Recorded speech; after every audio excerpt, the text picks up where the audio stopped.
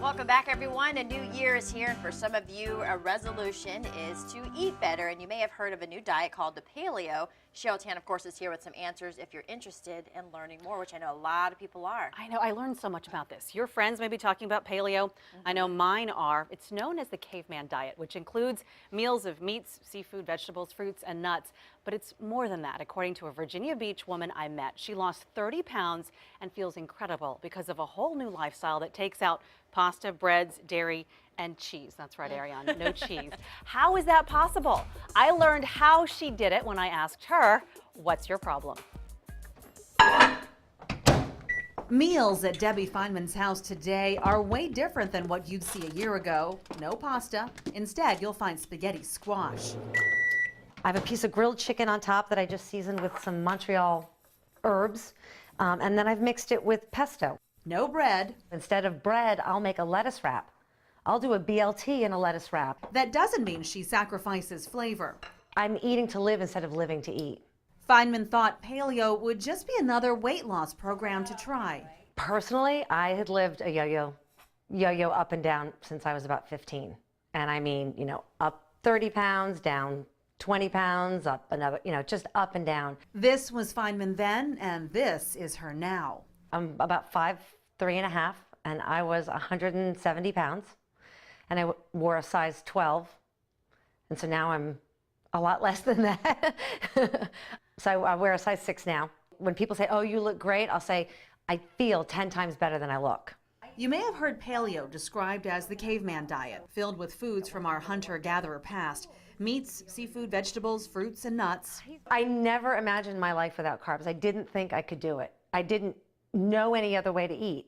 I think I have a food addiction, and when I eat sugar, and even more so carbs like bread, pasta, potatoes, rice, I crave more of it. It's an uncontrollable addiction. When I take that out, I don't really think about food. I eat when I'm hungry, and I only eat the amount I need to be satisfied. Feynman isn't 100% paleo. She enjoys cream in her coffee, which isn't technically allowed. Breads and pasta, for the most part, are out because she doesn't like how they make her feel now. Nutritionist Sue Ash sees the same problem in her patients. Most people, when they come, are either overweight or they're not feeling well. They just don't have any energy. They feel a little sick. And a lot of times, I hate to say it, but it's the two top sensitivities, which are wheat and dairy. Ash started paleo seriously in 2012. Before that, struggling to give up foods she craved. There are substitutes out there, and I try very hard to suggest substitutes because I know, having been there, how difficult it is to drop the refined foods, which all turn to sugar.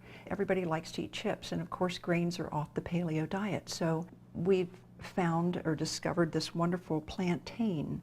It's a plantain chip that's baked with some natural oils and salt.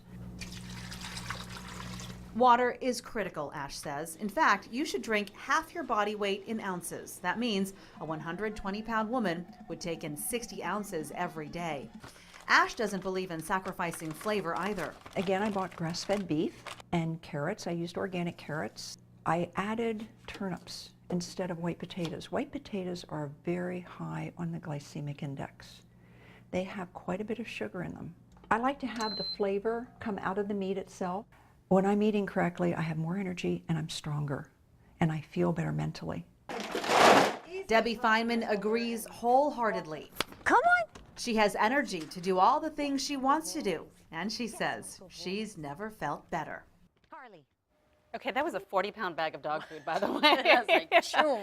Everyone was Wow. quiet in the studio. This eating plan is clearly not for everyone, but the experts agree that getting rid of processed foods may be the most important part. If you do want to try paleo out, they, as Sue, she suggests, and Debbie does too, start out small. Like stop eating a certain food for a month, maybe try cutting back on the bread, Right, maybe maybe some one pasta. thing at a time. Right, I mean, Yeah. it sounds pretty overwhelming, but one at a time, see how that makes you feel. Now, you saw Debbie was really fit. She has started CrossFit as well, so that's where she's getting her energy too, from exercise.